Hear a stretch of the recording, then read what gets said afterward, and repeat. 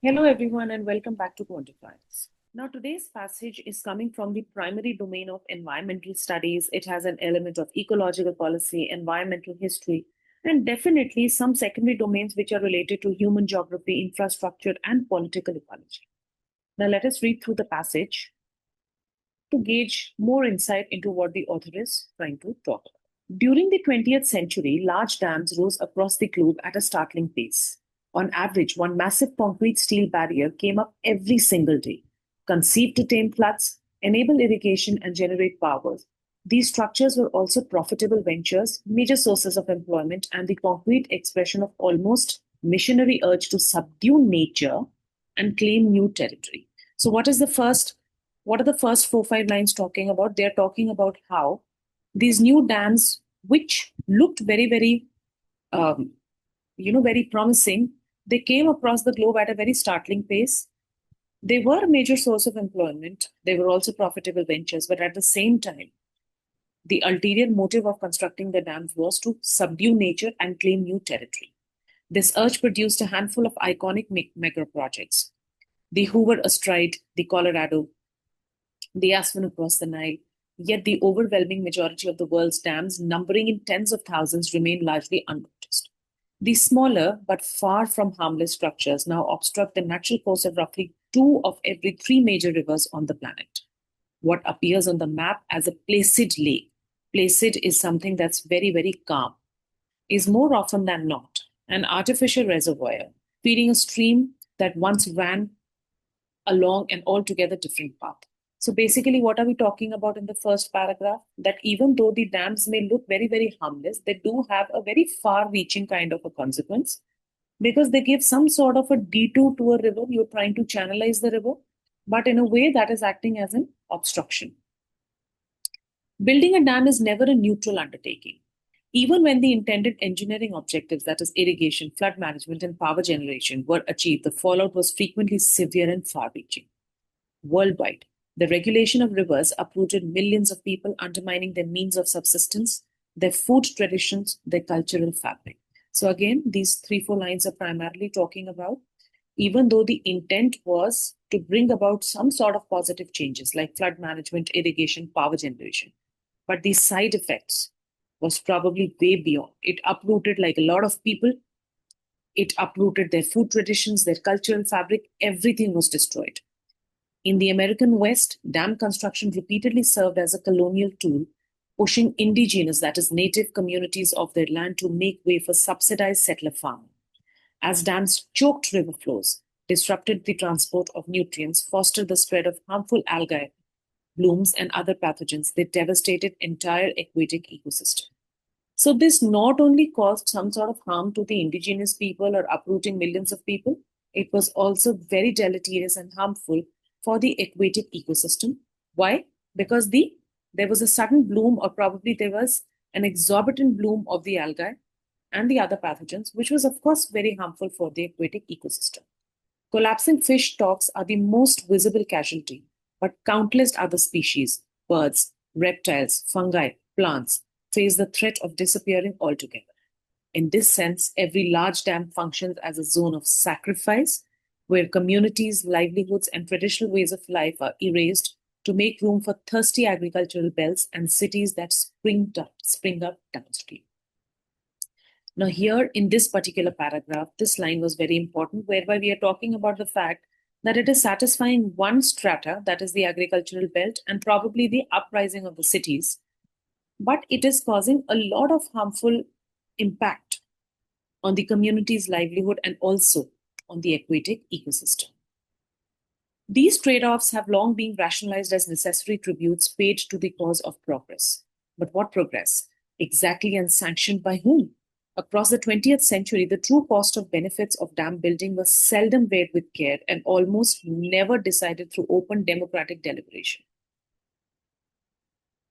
Kader Asmal, who chaired the influential World Commission on Dams in 2000, observed that there had been scarcely any thorough impartial studies examining why dams were built in the first place, how well they have actually performed, or whether the roughly $2 trillion global outlay has delivered fair value. Now, this is whereby we have been asked as a reader a couple of rhetorical questions, and we are giving some sort of a factual, you can say, evidence by a person by the name of Kader Asmal, who chaired the influential World Commission on Dams. And he's basically talking about the fact that these dams were built in the first place and how have they actually performed. So there is a very big lacuna that there is a question whether they've delivered some sort of a fair value. 25 years on, his observation holds more strongly. Many dams constructed in the mid 1900s are nearing the end of their design lifespan, raising serious doubts about their structural reliability. Meanwhile, climate change driven droughts, growing more frequent, are severe and pushing an increasing number of reservoirs to operate well under capacity. There may be no better moment than now to reconsider the 20th century's near obsessive enthusiasm for dam construction. So, we've been told about the fact that the ones that were being constructed somewhere in the mid 1900s, they are structurally very unreliable now. They are working well under their capacity. And this is the correct time to probably figure out as to where the 20th century obsession for dam construction is heading. There are signs that a mix of public resistance, the rise of alternative power sources, and shrinking pool of feasible sites has slowed the pace at which major scale decisively, major dams are built. Yet a fresh surge of construction underway in China, India, Ethiopia, and Canada, among other places, continues to push the global scale decisively back towards greater water impoundment. So basically, even though we may have a lot of side effects and a lot of repercussions of building the dams, but still, we and the major countries, when you talk about we, as in we are talking about the people, are still continuing to scale water impoundment at a very greater level, right? And we've been given the examples of a couple of countries. Now, let us read through the questions and understand what is the author testing us about.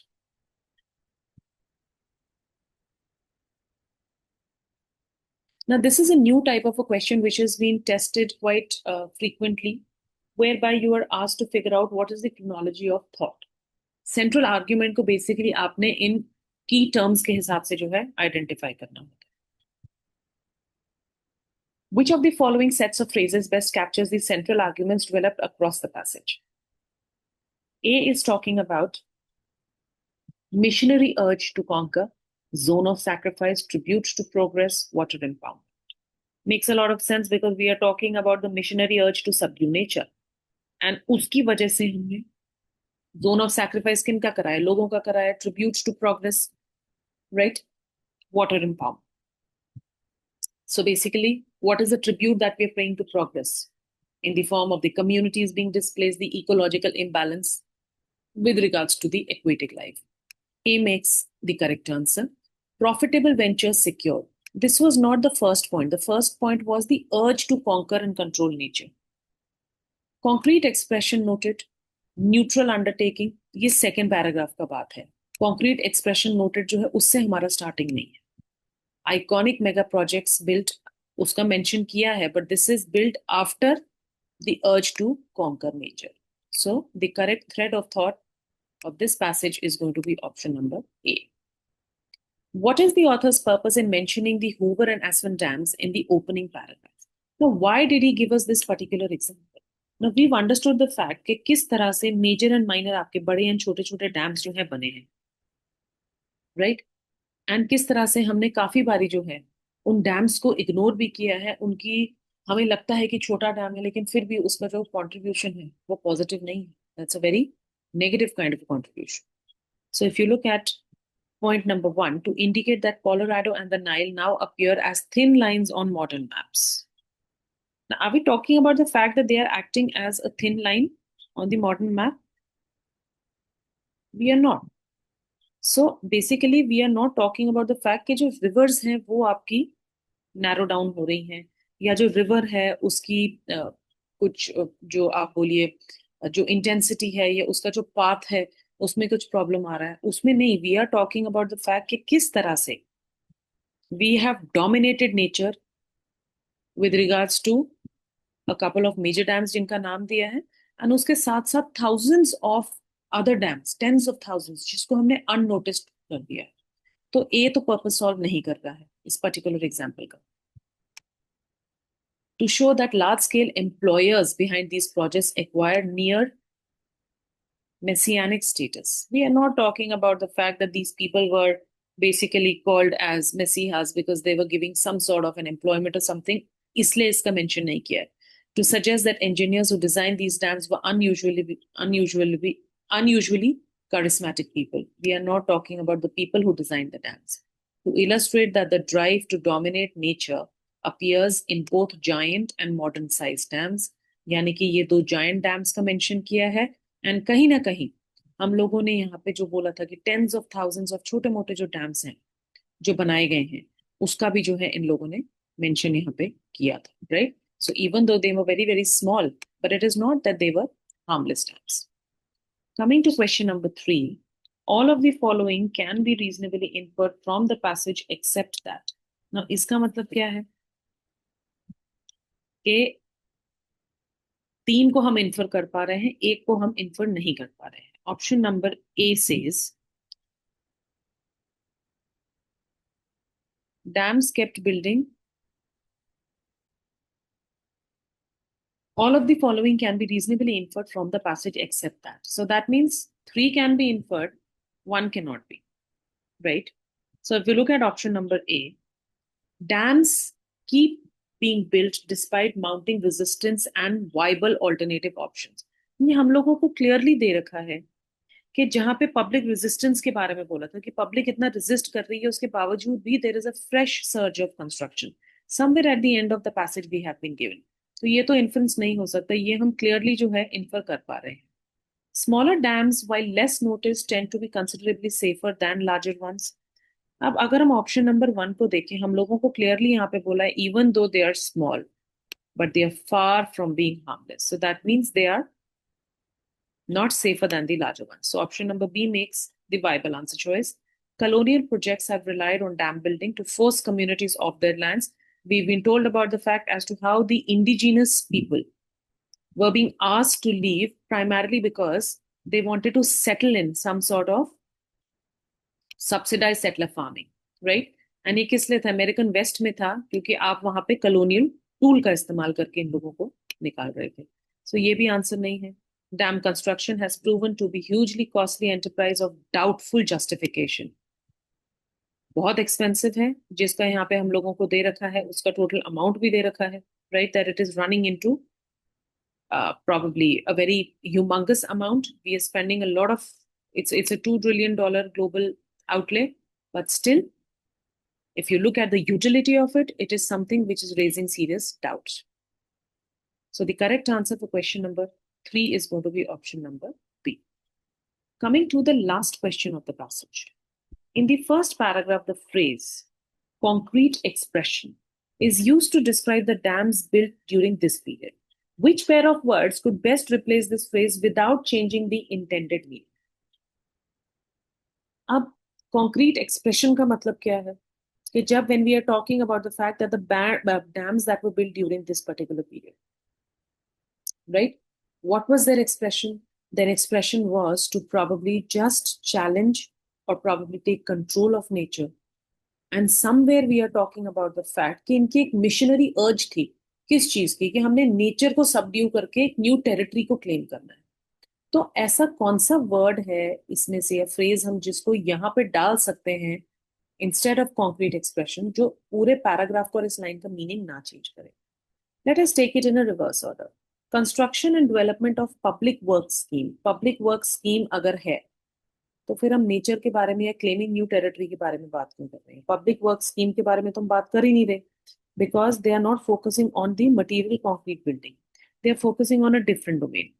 Profitability and viability of large infrastructure project. We are not initially talking about profitability, जो कि हमारा बात का agenda तो है, लेकिन शुरुआत में हमने क्या बोला है कि इस टर्म का इस्तेमाल क्यों किया गया? Because we want to control nature, we want to take everything under our control. Durability and permanence of an engineering achievement. Again ये वाला फैक्ट जो है ड्यूरेबिलिटी एंड परमानेंस से रिलेटेड नहीं है. ये वाला फैक्ट किस चीज से रिलेटेड है? कि मेरे को जो है कंट्रोल करना है नेचर को, एंड कहीं ना कहीं एक न्यू टेरिटरी को क्लेम करना है.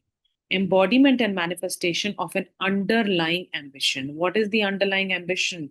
The underlying ambition is to subdue nature and to claim new territory. So I hope this passage was clear to all of you. Passage was not very difficult. Yes, there were interesting questions. That is, when you talk about question number 2, question number 3, and question number 4, they were pretty interesting in terms of the understanding of the text. Now, because it was a factual passage, not dominated by a lot of loops that are inherently being created by the author, such passages would always be very, very easy to understand and to approach. I'll see you again in the next session. Till then, like I always say, keep reading.